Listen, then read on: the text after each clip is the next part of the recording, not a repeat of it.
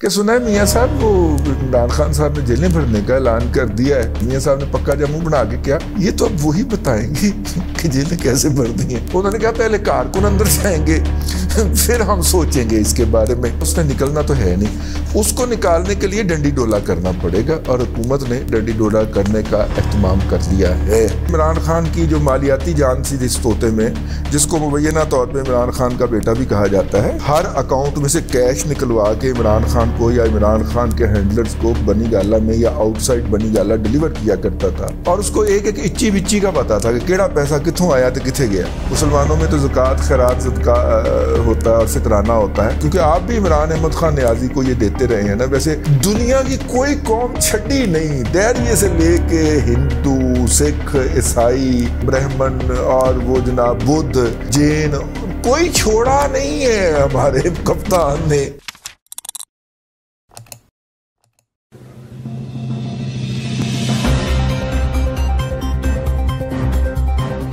السلام علیکم جی. میاں نواز شریف صاحب کو دیکھ کے مجھے اپنی یونیورسٹی کا ایک قصہ یاد آ گیا. اس یونیورسٹی کے قصے کے دوران تازہ کلر ٹی وی آیا تھا, ہاسٹلوں کو بھی کلر ٹی وی ملے تھے.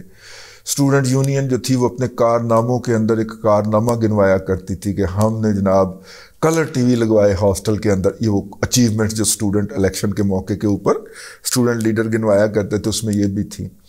اور اس وقت جو تھا وہ پاکستان کے اور انڈیا کے درمیان میچز بھی ہوا کرتے تھے, تو میچز ہو رہے تھے اور پاکستان جو تھا اس میچ میں ہار رہا تھا. ٹھیک ہے, تو شارجہ کے اندر آپ کو پتہ ہے میچ جو تھے وہ ہونا شروع ہوئے تھے.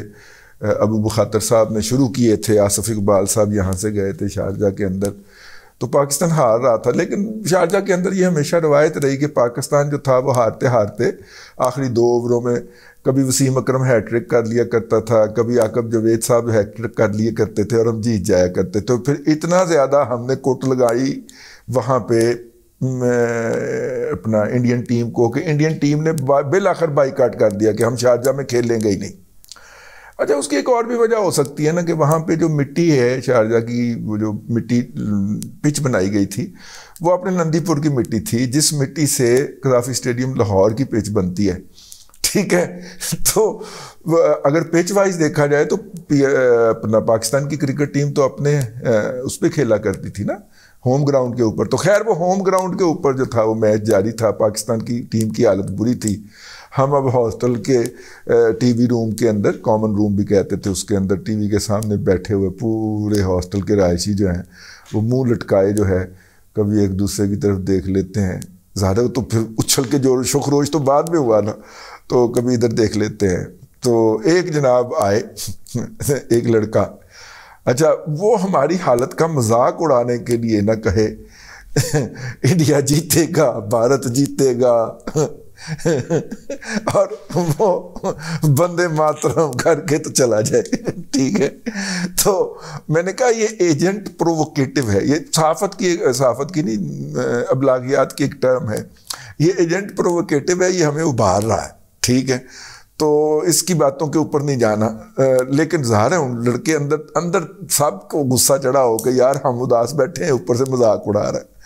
فائنلی کیا ہوا جی, میرا خیال سیکنڈ لاسٹ یا لاسٹ اوور کے اندر وہی ہوا.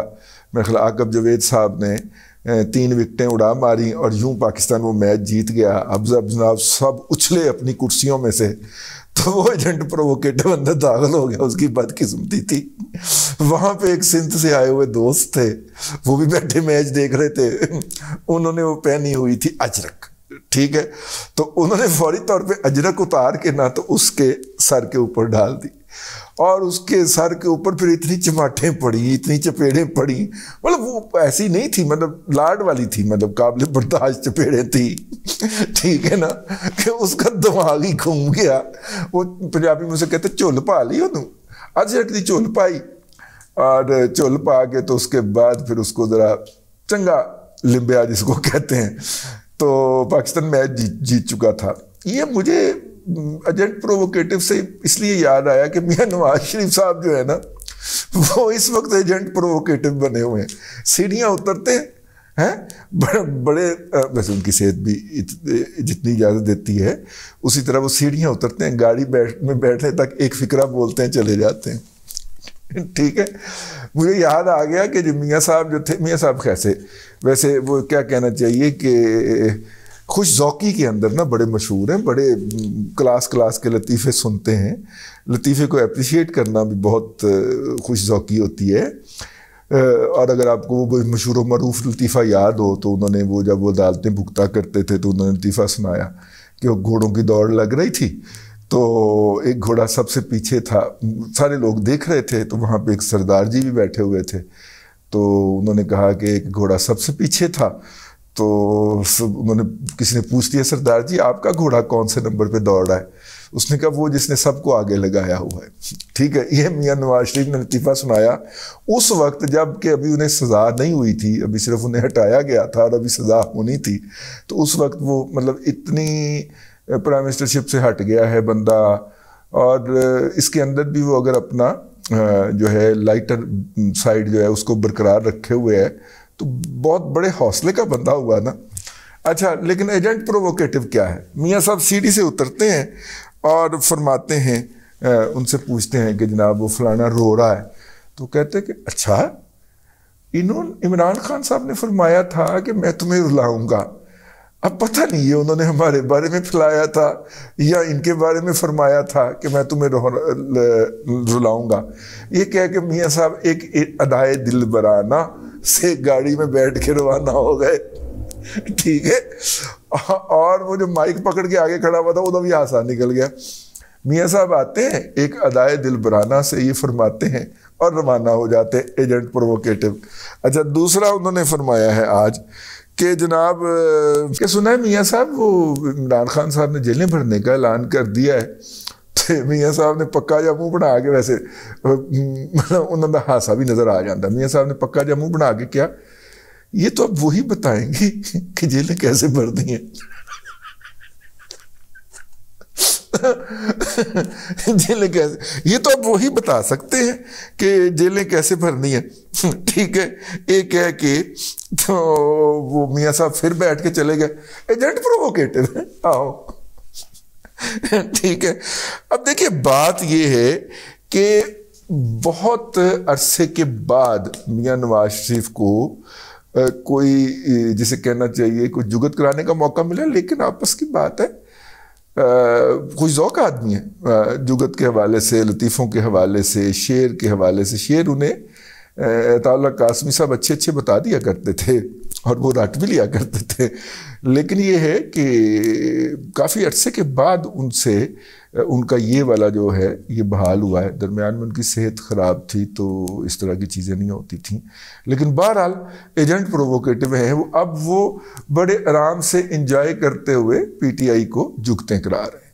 ٹھیک ہے، تو آپ نے ایک بات نوٹ کی ہوگی کہ انہوں نے عمران خان کے لیے کوئی ڈسرسپیکٹ لفظ استعمال نہیں کیا.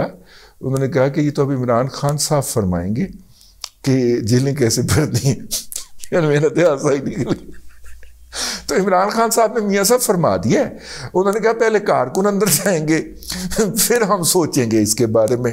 ٹھیک ہے، آہو، کیونکہ اگر وہ اس کام کے لیے باہر نکلے گا تو عدالت دروازہ کھول کے بیٹھی ہوئی ہے، وہ کہے گی ادھر آ جاؤ ذرا. ٹھیک، تو لہذا اس نے نکلنا تو ہے نہیں، اس کو نکالنے کے لیے ڈنڈی ڈولا کرنا پڑے گا، اور حکومت نے میرا خیال ہے کہ ڈنڈی ڈولا کرنے کا اہتمام کر لیا ہے. ادھر سے عطا اللہ طارڑ صاحب نے ایک پریس کانفرنس فرما دی ہے. انہوں نے کہا جناب محمد خان پٹی ہمارے قبضے میں نہیں ہے، نہ ہم نے انہیں غائب کیا ہے.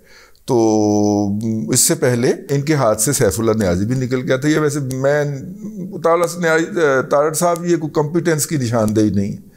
پہلے عمران خان کی جو مالیاتی جان سی جس طوطے میں، جس کو مبینہ طور پہ عمران خان کا بیٹا بھی کہا جاتا ہے، سیف اللہ نیازی جو ہے وہ، جو کہ ہر اکاؤنٹ میں سے کیش نکلوا کے عمران خان کو یا عمران خان کے ہینڈلرز کو بنی گالا میں یا آؤٹ سائڈ بنی گالا ڈیلیور کیا کرتا تھا، اور اس کو ایک اچی بچی کا پتا تھا کہ کیڑا پیسہ کتھوں آیا تو کتھے گیا. وہ غائب ہو گیا. ٹھیک ہے، سیف اللہ نیازی غائب ہو گیا. اس کے بعد جناب محمد خان پٹی کا تو میں نے آپ کو ذکر بتا ہی دیا. عامر سعید راں اسلام آباد کے اندر ظاہر ہو گیا لیکن وہ بھی غائب رہا. اس کے بعد ایک طارق شفیع کریکٹر ہے جی، اس کو بھی عدالتوں نے جعلی سالی بیل دے رکھی ہے. اور اس معاملے کے یہ منی لانڈرنگ جو ہوئی تھی عمران خان فاؤنڈیشن سے، جو باہر سے پیسے اکٹھے کر کے زکوٰۃ خیرات صدقات کے، اور یہ زکوٰۃ صدقات خیرات یہودیوں میں کیا ہوتا ہے زکوٰۃ صدقات خیرات کے برابر؟ بھئی نیچے آگے اب کم از کم ہندو تو بتا سکتے ہیں یار، ہندو اور سکھ تو بتا سکتے ہیں، نیچے آگے بتائیں کہ ہمارے ہاں مسلمانوں میں تو زکوٰۃ خیرات صدقہ ہوتا ہے اور فطرانہ ہوتا ہے، آپ کے ہاں یہ جو اس طرح کا جو عمل ہے اس کا کیا نام ہے؟ آپ نیچے بتائیں، کیونکہ آپ بھی عمران احمد خان نیازی کو یہ دیتے رہے ہیں نا. ویسے دنیا کی کوئی قوم چھٹی نہیں، دیریے سے لے کے ہندو، سکھ، عیسائی، وہ جو برہمن اور وہ جناب بدھ اور جین، کوئی چھوڑا نہیں ہے ہمارے کپتان نے جس سے نہ مانگا ہو، ٹھیک ہے، اور ہر ایک سے مانگا ہے اور ہر ایک کو ذلیل کیا ہے، اور مطلب کہ ساتھ میں بڑے فخر سے اظہار کیا ہے کہ میں نے دیکھا کہ پھر وہ بات کہنے کو دل نہیں کر رہا. لیکن جناب طارق شفیع صاحب ایک ہوتے تھے، ان کو بھی ایک جعلی قسم کی بیل مل گئی ہوئی ہے. اس کے بعد ایف آئی اے نے ادھر کا منہ نہیں کیا، منی لانڈرنگ میں یہ ملوث تھے. اور سب سے بڑھ کے یہ حامد زمان، وہ یہ چوتھے دن بیل پریس کانفرنس کر رہا ہوتا تھا، پاکستان کے اندر ساری انڈسٹری بند ہو گئی. یہ حامد زمان آئی کے فاؤنڈیشن کا سیکرٹری جنرل تھا نا، یہ ضمانت پہ ہے. یہ یوتھیا ہے، بدبودار قسم کا، گھٹیا اور ذلیل قسم کا یوتھیا ہے یہ.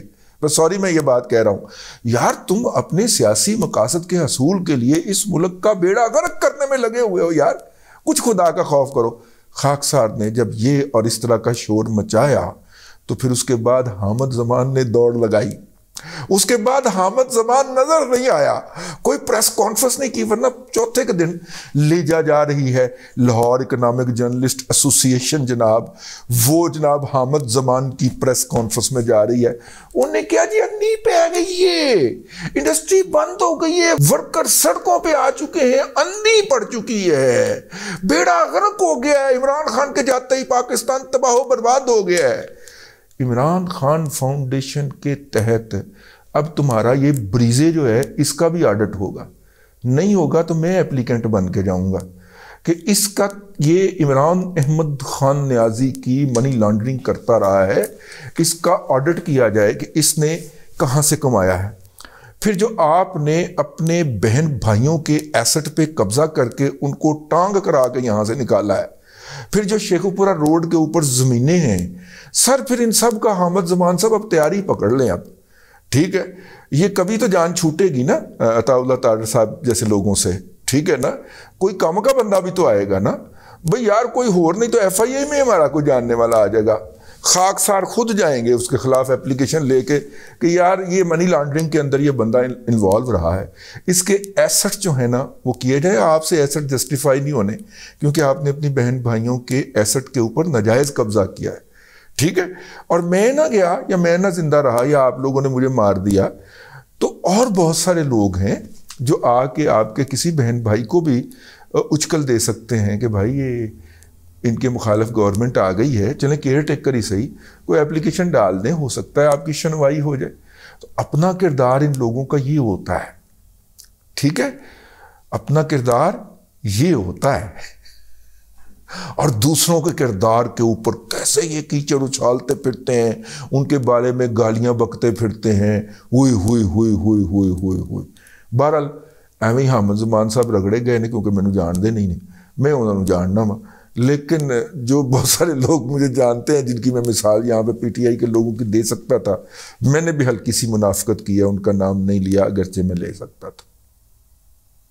ٹھیک ہے، چلیں اب تک کے لیے اتنا ہی.